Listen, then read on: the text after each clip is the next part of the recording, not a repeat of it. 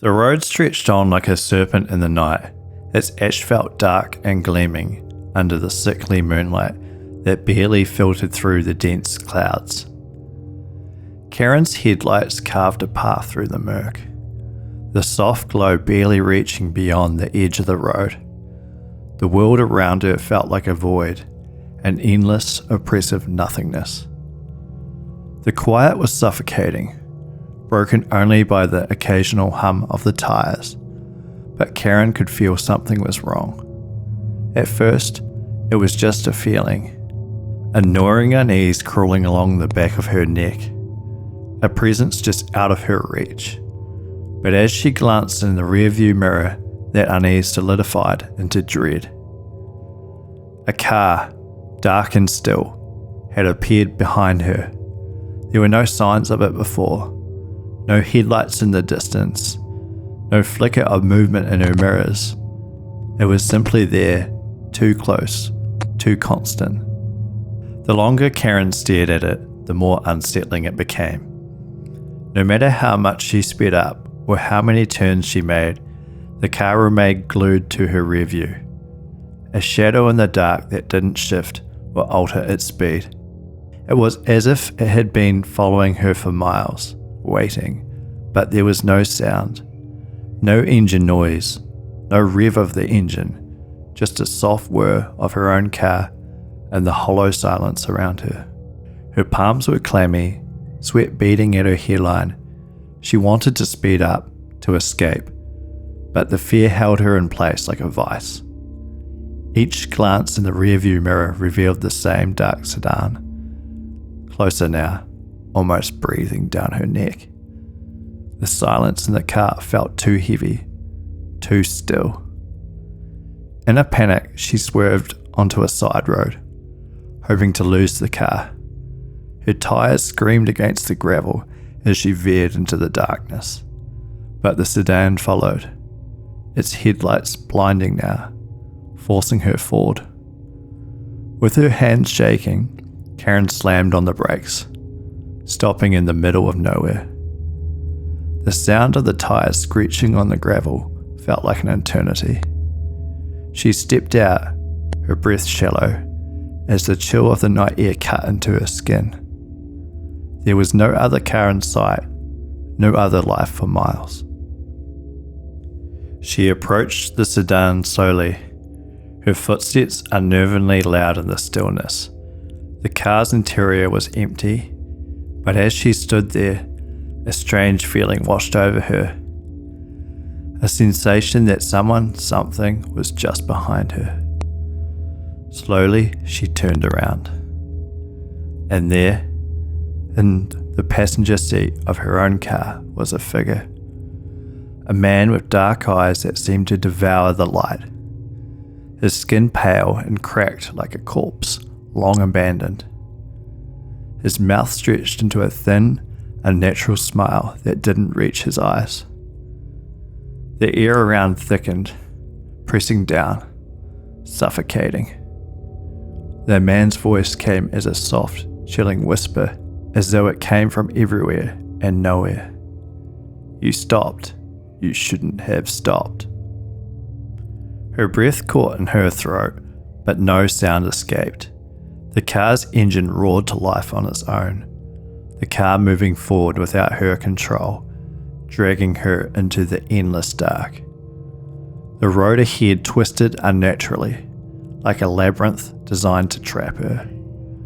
The man in the passenger seat remained still, his hollow eyes never leaving her face. His words echoed in the car like a funeral dirge. There's no going back now. You'll never leave this road. Not alive.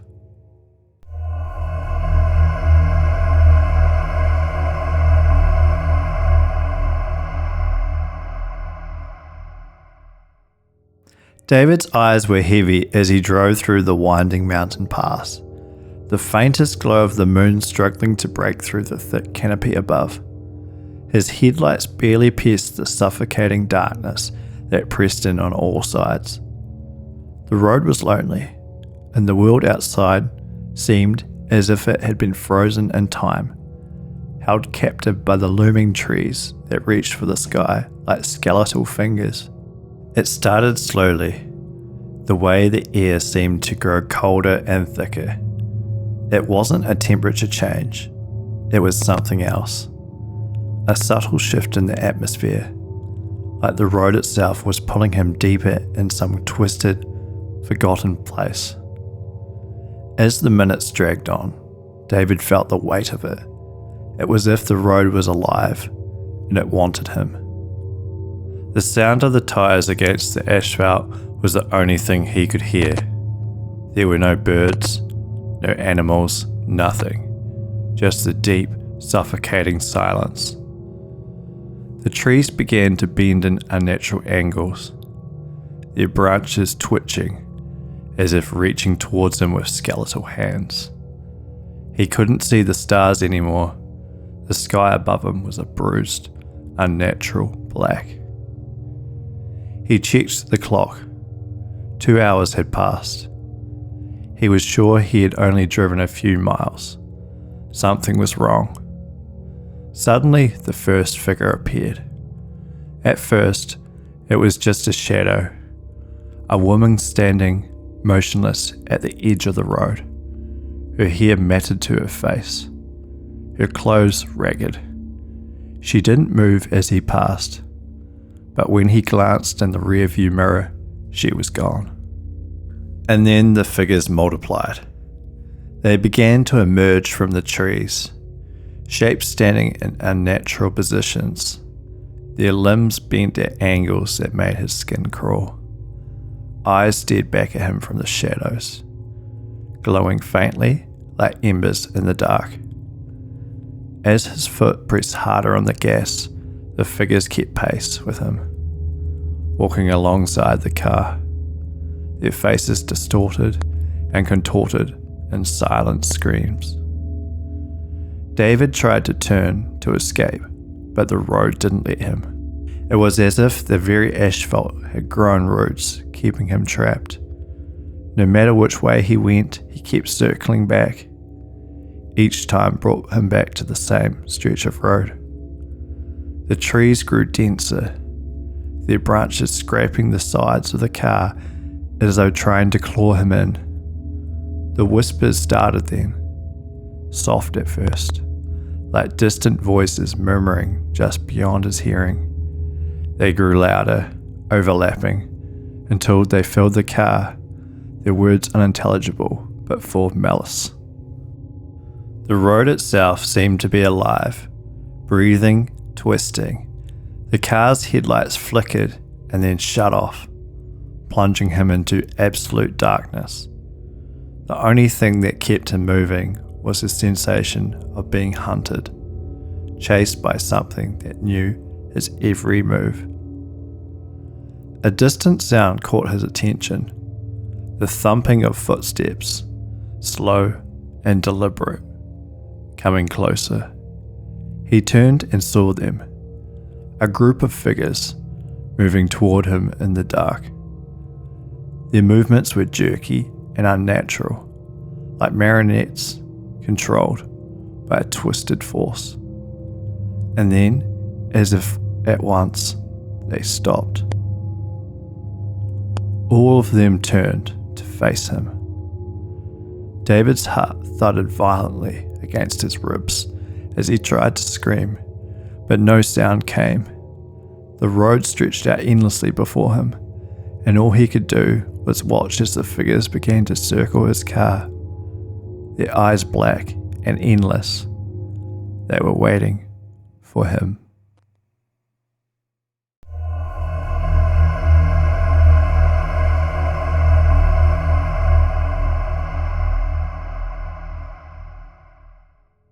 Mark hadn't seen a soul for miles. The road stretched into an endless blackness, resembling the mouth of some terrible abyss. The moonlight was so dim that it felt as though the sky itself had swallowed all light. Exhausted and with heavy eyelids, Mark continued driving through the lonely night. Suddenly he spotted a figure standing by the side of the road, a mere silhouette against the void. It was a hitchhiker, thumb extended towards the car, his face obscured by darkness. There was something about him that made Mark's stomach churn. His posture was unnervingly still, too perfect, too natural. Mark's instincts screamed at him to drive past and not stop. However, something compelled him to slow the car, a strange pull in his chest. He called out to the hitchhiker, his voice rough with fatigue. The man did not respond immediately. He simply stood there, staring. Slowly he nodded, his head jerking unnaturally to one side. Mark's pulse quickened, yet he rolled down the window and gestured for the man to get in. As soon as the door clicked shut, the air inside the car changed. It grew colder, and the silence became oppressive, gnawing at Mark's bones and making his skin crawl. The hitchhiker sat silently, staring with wide, empty eyes, as though burrowing into Mark's soul. The hitchhiker warned Mark that he was not safe. He spoke of the futility of trying to leave, asserting that Mark would not escape from the place or the entities that lurked there. Mark's heart pounded as he struggled to comprehend the hitchhiker's words. The man's lips curved into a twisted smile, cold and sinister, like a predator toying with its prey. He revealed that the road belonged to others and that Mark was already dead, though unaware. Suddenly, the hitchhiker's body jerked, spasming violently, as if something within him was trying to break free. His eyes bulged, and his mouth opened in a silent scream. In an instant, he vanished. Mark slammed on the brakes, pulling the car over to the side of the road, gasping for air. He turned to look at the empty passenger seat. The cold lingered, a suffocating chill that seeped into his bones. Then the whispers began. They were soft at first, like the wind through the trees, but quickly grew louder, echoing all around him. The voices declared that he had never left and never would. Glancing up at the rearview mirror, Mark saw the hitchhiker standing behind him, his face now distorted and twisted, with black, endless eyes. The figure smiled, carrying the certainty of someone who knew their fate.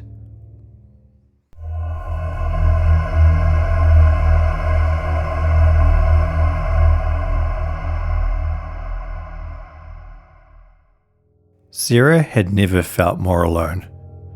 The long stretch of road ahead seemed like a never-ending expanse of black, swallowed by the oppressive silence of the night.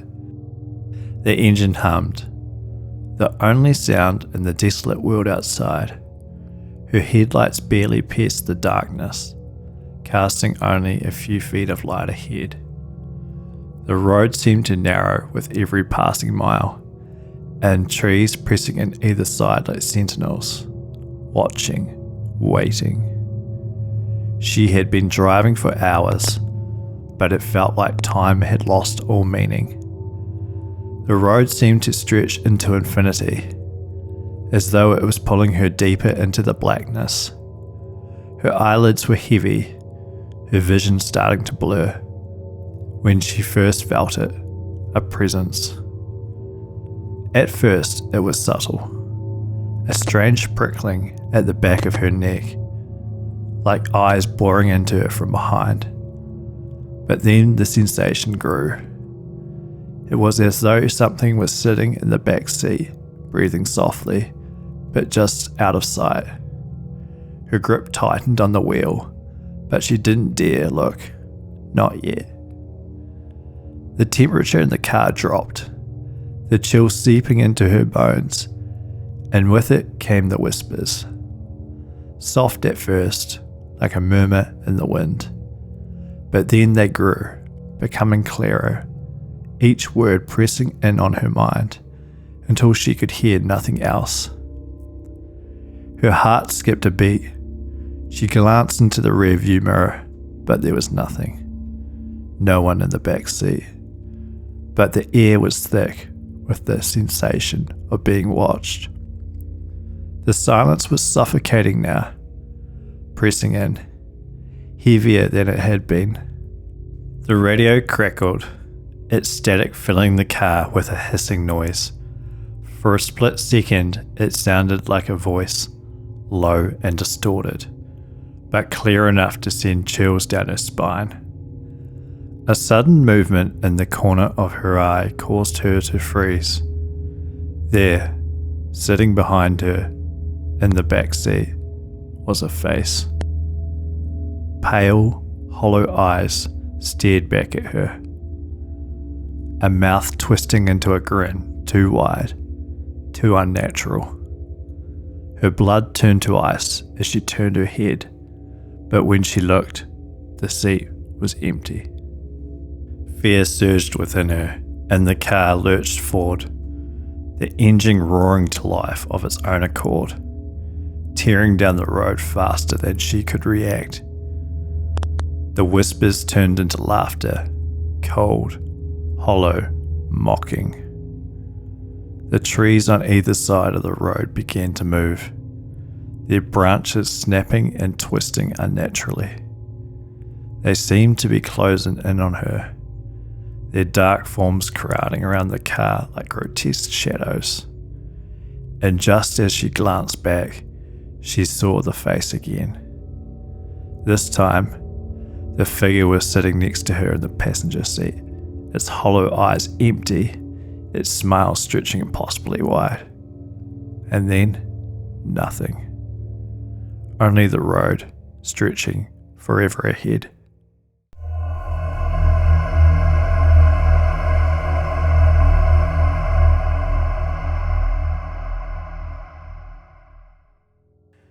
It was late, far past midnight, when Sarah's car spluttered to a stop, the engine coughing before giving out entirely. She cursed under her breath. The road ahead had been nothing but endless miles of dark, empty highway, and now she was stranded in the middle of nowhere. She looked around, but there was nothing.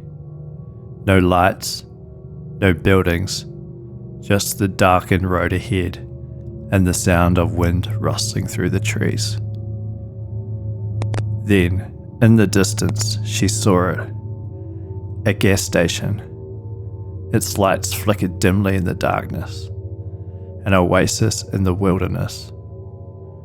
With no other option, Sarah put her car in neutral and rolled slowly towards the station.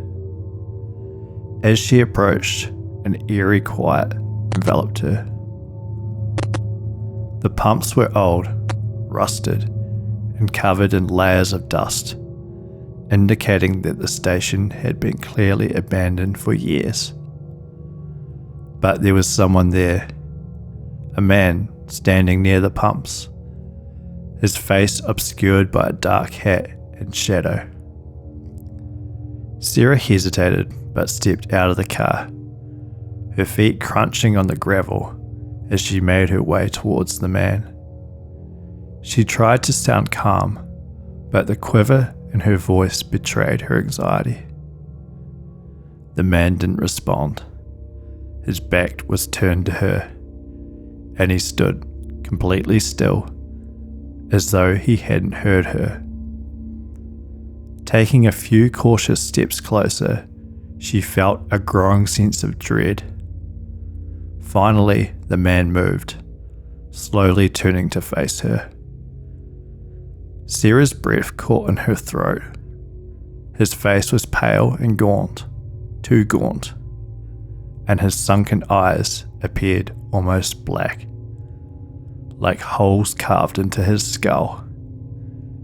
He smiled at her, but it wasn't a friendly smile. It was a grin that stretched far too wide, unnatural in every way. A chill in the air grew suddenly colder, sending a shiver creeping up her spine. Something wasn't right. This man was wrong. With a trembling heart, she silently pleaded for help, hoping to call someone. The man slowly turned and walked towards the door of the gas station, and she followed hesitantly, her heart pounding in her chest. The door creaked open, and she stepped inside. The interior was just as abandoned as the exterior. Old shelves lined with dust and broken glass, the faint smell of decay hanging in the air. She walked up to the counter, searching for the phone, but the man stood motionless behind it, staring at her without a word. Suddenly, a cold gust of wind blew past her, and the door slammed shut. Turning, she found the man standing much closer now. His grin had widened, and his eyes were completely black. The oppressive air hung thick with a sense of dread. She realized the gravity of her situation. In that moment, she understood. She shouldn't have come here. Now she would never leave.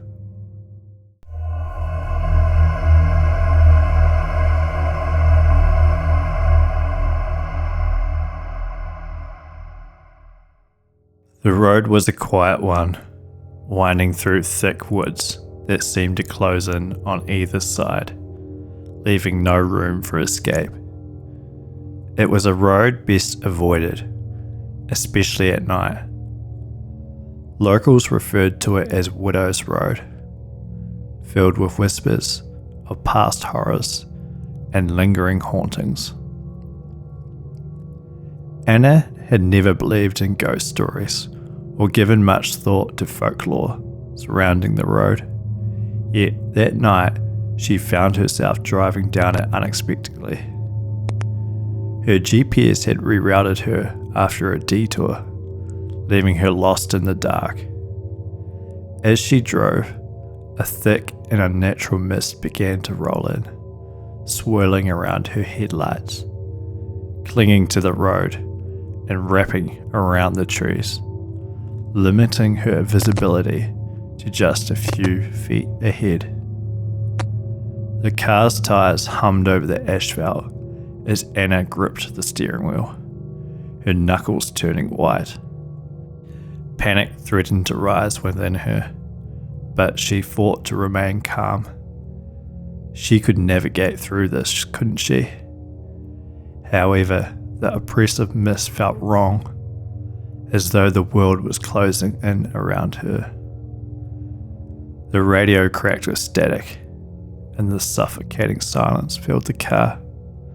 A glance at the rearview mirror revealed nothing but endless white fog swallowing everything behind her.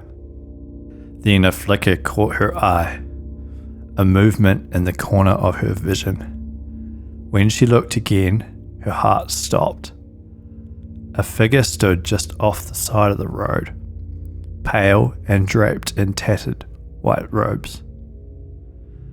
The figure remained motionless in the mist, its face obscured by long, dark hair that stirred as though blown by an unseen wind.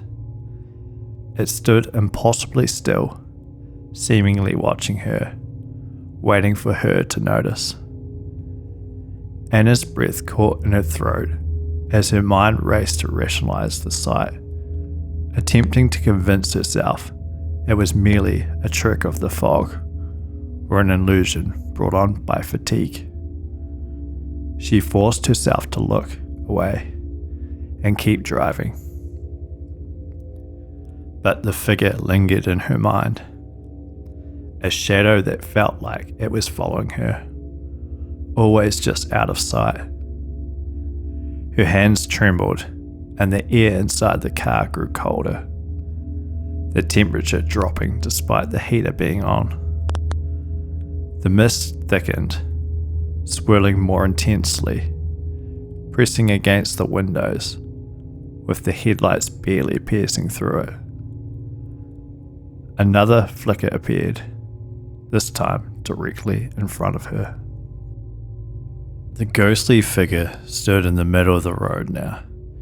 Anna's heart raced as she slammed on the brakes, the car screeching to a halt just in time. The figure remained still, imposing. A chill ran down her spine and she struggled to breathe, the air growing suffocating and her chest tightening. The figure stepped forward slowly, its face still concealed by tangled hair, its presence becoming increasingly menacing, as if the mist itself fed off her fear. Trembling, Anna reached for the door handle, the instinct to flee becoming unbearable. Before she could act, the figure raised its head. The side of its face drained the colour from Anna's cheeks. Hollow eyes, black holes where human eyes should have been, stared back at her, while its mouth twisted into an unnatural grin, too wide and filled with sharp, jagged teeth. The smile felt wrong, deeply disturbing in its impossibility. Though the figure didn't speak, Anna could hear a cold, distant whisper in her mind, conveying something she dreaded. The mist parted just enough for her to glimpse a sign at the side of the road that she had missed before.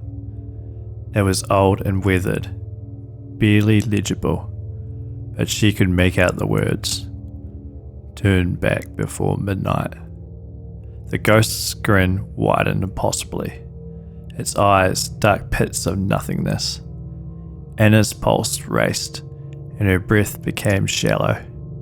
She slammed her foot on the accelerator, tearing the car forward, racing through the mist with terror in her eyes. The figure didn't move, didn't follow her, at least not visibly.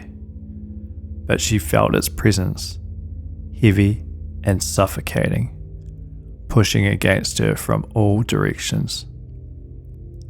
The road seemed to stretch on forever, an endless ribbon of asphalt shrouded in fog.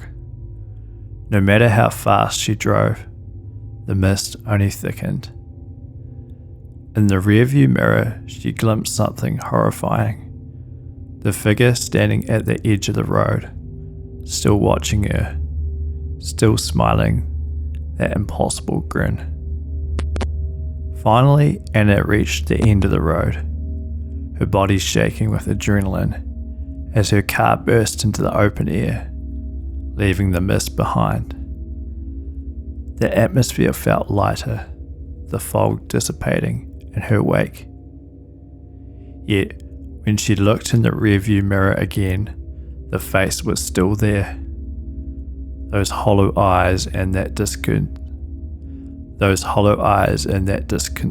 smile stared back at her, as if the mist had never truly let her go.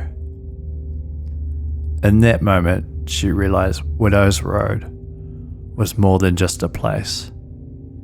It was a trap. The ghost, the figure in the mist, only appeared at night for one purpose: to claim those who dared to drive its cursed path.